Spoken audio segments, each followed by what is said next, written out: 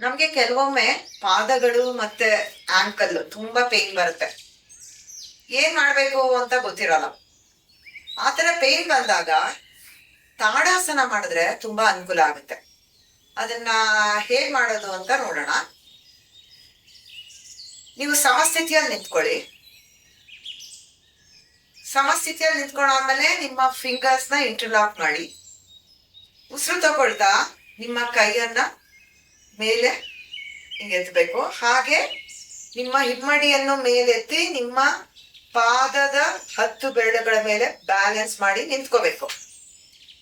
ಹೀಗೆ ಬ್ಯಾಲೆನ್ಸ್ ಮಾಡಾದ್ಮೇಲೆ ನೀವು ಇಲ್ಲಿ 20-30 ಸೆಕೆಂಡ್ ನಿಂತ್ಕೊಳ್ಳಿ. ಆಮೇಲೆ ನಿಧಾನವಾಗಿ ಉಸಿರು ಬಿಡ್ತಾ ನಿಮ್ಮ ಕೈಗಳನ್ನ ಕೆಳಗಡೆ ತಗೊಂಡ್ಬನ್ನಿ. ಹಾಗೆ ನಿಮ್ಮ ಹಿಮ್ಮಡಿಯನ್ನು ಕೆಳಗಡೆ ತಗೊಂಡ್ ಬನ್ನಿ.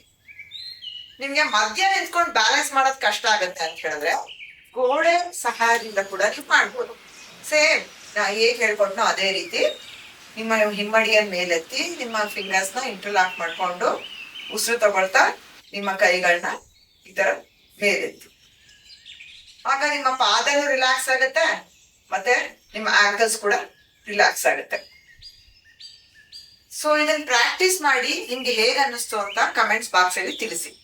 ನಮಸ್ಕಾರ.